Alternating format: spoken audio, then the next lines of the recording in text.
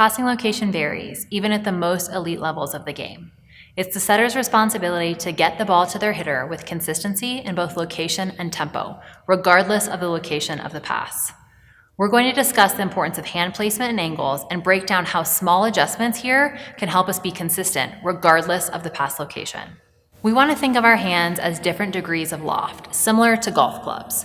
If we're close to our target, it's a greater loft angle of about 80 degrees. If we're farther away, we'll use a flatter angle like 40 degrees so that we can push the ball all the way out. Our hand should always finish flat.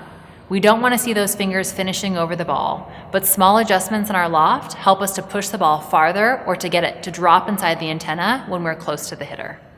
As we're moving forward towards zone 4, we want to allow the hands to drop back and create an angle closer to 80 degrees. That way, the ball can go up and down and still stay inside the antenna.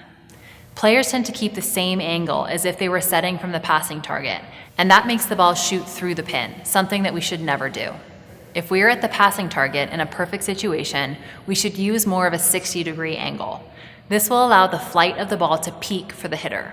We can still create tempo, but the angle mixed with our wrist-first technique will allow the hitter to get more opportunities to pick the ball off.